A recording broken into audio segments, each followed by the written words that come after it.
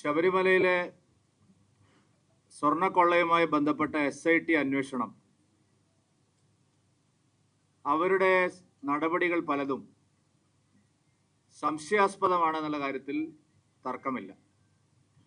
Unnikrishnan പോറ്റിയെ arrest ചെയ്തപ്പോൾ ആദ്യം തന്നെ പോറ്റി നൽകിയ മൊഴിയിൽ പ്രധാനപ്പെട്ട ഒരു പേരായിരുന്നു കടകംപള്ളി സുരേന്ദ്രന്റെയും പ്രശാന്തിന്റെയും. അതായത് ആദ്യ ദിവസം ഉണ്ണികൃഷ്ണൻ പോറ്റിയെ അറസ്റ്റ് ചെയ്ത് SITക്ക് ലഭിച്ച മൊഴികളിൽ ഏറ്റവും പ്രധാനപ്പെട്ട രണ്ട് പേരുകളായിരുന്നു കടകംപള്ളി സുരേന്ദ്രനും അതുപോലെ അപ്പോഴത്തെ ദേവസ്വം ബോർഡ് പ്രസിഡന്റ് പ്രശാന്തും. ആ രണ്ടുപേരെയും SIT നിരവധി തവണ ചോദ്യം ചെയ്തു.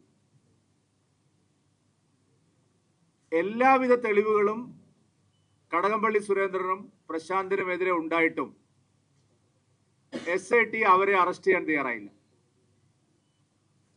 എന്നാൽ തന്ത്രിയെ ഇപ്പോൾ അറസ്റ്റ് ചെയ്തിരിക്കുന്നു. തന്ത്രി ക്ഷേത്രത്തിലെ എല്ലാ വസ്തുക്കളുടെയും കസ്റ്റോഡിയൻ അല്ല, അത് ദേവസ്വം ബോർഡാണ്. തന്ത്രി അവിടുത്തെ ആചാരങ്ങളും അനുഷ്ഠാനങ്ങളും സംരക്ഷിക്കാൻ വേണ്ടിയിട്ട് മാത്രമാണ് അദ്ദേഹത്തിനുള്ള അധികാരം. അവിടെ പൂജ എങ്ങനെ വേണം, അവിടുത്തെ കാര്യങ്ങളിൽ എന്തൊക്കെ മാറ്റം വരുത്തണം, സമയം എങ്ങനെയായിരിക്കണം, അതിനപ്പുറത്ത് ദേവസ്വം ഭണ്ഡാരം സൂക്ഷിക്കാനുള്ള ഒരു അധികാരവും തന്ത്രിക്കില്ല. അതിന്റെ മുഴുവൻ കസ്റ്റോഡിയനും ദേവസ്വം ബോർഡ് തന്നെയാണ്. ഇവിടെ റിമാൻഡ് റിപ്പോർട്ടിൽ പറഞ്ഞിരിക്കുന്നത് തന്ത്രി ആചാര ലംഘനം നടത്തിയെന്നാണ്. ആചാര ലംഘനം നടത്തിയിട്ട് കേസെടുക്കുകയാണെങ്കിൽ ആദ്യം പിണറായി വിജയനെതിരെയാണ് കേസെടുക്കുന്നത്. ഇവിടെ എത്രയോ ആചാര ലംഘനം അദ്ദേഹം തന്നെ നേരിട്ട് നടത്തിയിട്ടുണ്ട്. ശബരിമലയിലെ ഏറ്റവും വലിയ ആചാര ലംഘനം അദ്ദേഹം തന്നെയാണ് നടത്തിയത്. അവിശ്വാസികളായിട്ടുള്ള ആക്ടിവിസ്റ്റുകളെ കൊണ്ടുവന്ന് 18ാം പടി ചവിട്ടിച്ച് ഞങ്ങളൊരു നവോത്ഥാനം ഉണ്ടാക്കിയെന്ന് ഓപ്പണായി സമ്മതിച്ച മുഖ്യമന്ത്രിയാണ് കേരളം ഭരിക്കുന്നത്. ആചാര ലംഘനത്തിന് IPCയിലോ അല്ലെങ്കിൽ ഇപ്പോഴത്തെ പുതിയ നിയമസംഹിതയിലോ എന്താ കേസുള്ളത്? 120B നിങ്ങൾ എടുത്തിരിക്കുന്നു, അതാണ് ചോദ്യം. ഞങ്ങൾക്ക് ഇപ്പോൾ തന്ത്രി അറസ്റ്റ് ചെയ്തതിലോ അതിന്റെ കക്ഷിയാരൊന്നും ഞങ്ങളില്ല. തന്ത്രി അറസ്റ്റ് ചെയ്ത് അദ്ദേഹത്തിന്റെ സബ്സ്റ്റൻസ് ഉണ്ടെങ്കിൽ നിങ്ങൾക്ക് നടപടിയായിട്ട് മുമ്പോട്ട് പോവാം, കോടതിയാണ് പറയുന്നത്. പക്ഷെ 120B എങ്ങനെയാണ് നിങ്ങൾ തന്ത്രിയുടെ പേരിൽ എടുക്കുന്നത്? 120B ഗൂഢാലോചന എടുക്കുമ്പോൾ എന്താ മോട്ടീവ്? തന്ത്രിക്ക് ഇതിന് ഒരു സാമ്പത്തിക സഹായം ലഭിച്ചോ എന്ന് റിമാൻഡ് റിപ്പോർട്ടിൽ ഇല്ല.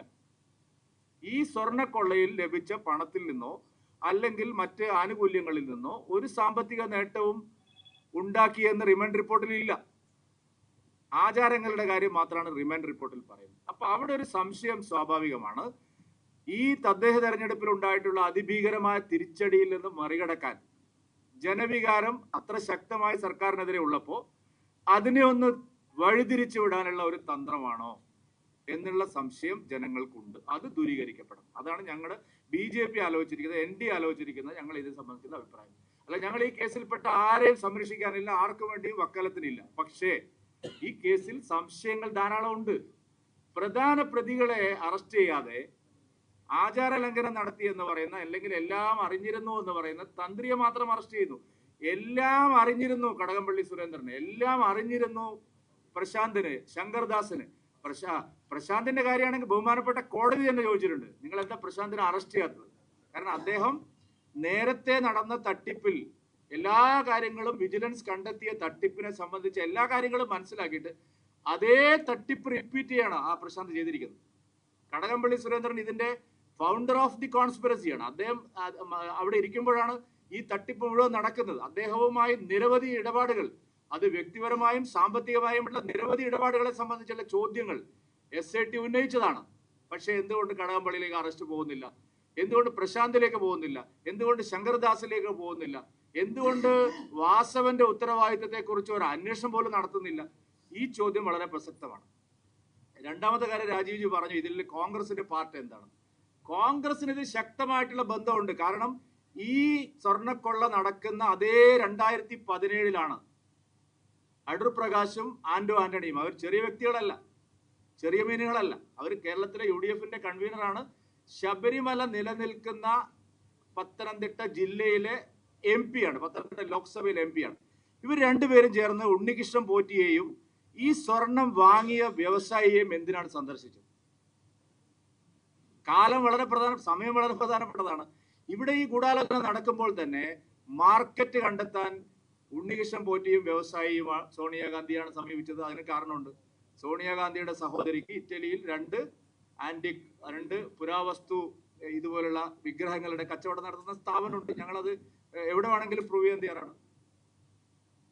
പ്രസാദം കൊടുക്കാനാണെങ്കിൽ ഉണ്ണികൃഷ്ണൻ പോറ്റി പോട്ടെ, ഈ വ്യവസായിക്ക് എന്താ പ്രസാദം മന്ത്രച്ചരട് കെട്ടിക്കാനായില്ല? അപ്പൊ എന്തിന് വ്യവസായിയെ കൂട്ടിക്കൊണ്ടുപോയി?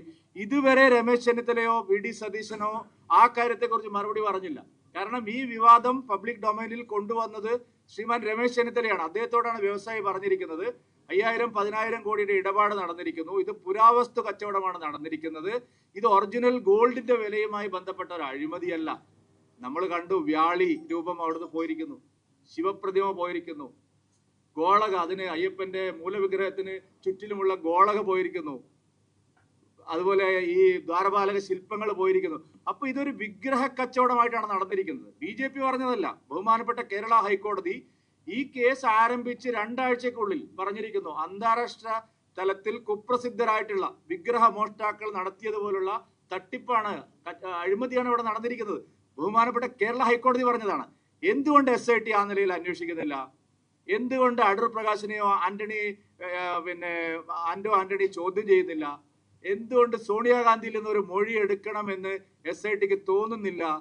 എന്തുകൊണ്ട് തന്ത്രിയെ മാത്രം ഇപ്പോ ധൃതി പിടിച്ച് അറസ്റ്റ് ചെയ്തിരിക്കുന്നു? ഈ ചോദ്യങ്ങൾ ഈ കേരളത്തിൽ എല്ലാവർക്കും ഉണ്ട്. ഞങ്ങൾ അത് ആവർത്തിക്കാം.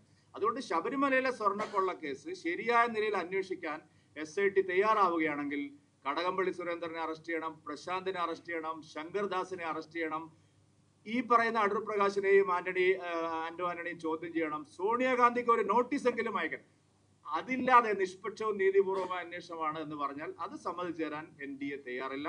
പിണറായി വിജയൻ ഇതിലൊരു കള്ളക്കളി കളിക്കുകയാണ്. കാരണം തെരഞ്ഞെടുപ്പ് പരാജയം ജനങ്ങൾ ശക്തമായി LDFനെ പ്രഹരിച്ചപ്പോൾ അതിനൊരു മറുമരുന്ന് കണ്ടെത്താനുള്ള തന്ത്രമാണെങ്കിൽ, തന്ത്രിയെ അറസ്റ്റ് ചെയ്ത ഒരു തന്ത്രമാണെങ്കിൽ അതിവിടെ നടപ്പില്ല എന്ന് കൂടി പറയാൻ ഞങ്ങൾ ആഗ്രഹിക്കുകയാണ്. ആരെയും വെറുതെ വിടാൻ ഞങ്ങൾ സമ്മതിക്കില്ല. ഇതിന്റെ അവസാന നിമിഷം വരെ, ഇതിന്റെ ലോജിക്കൽ എൻഡിലെത്തുന്നത് വരെ, ഇതിലെല്ലാ പ്രതികളും നിയമത്തിന്റെ വലയിലാവുന്നത് വരെ NDA സമരത്തിലുണ്ടാവും എന്ന് മാത്രമാണ് എനിക്ക് ഈ സന്ദർഭത്തിൽ പറയാനുള്ളത്.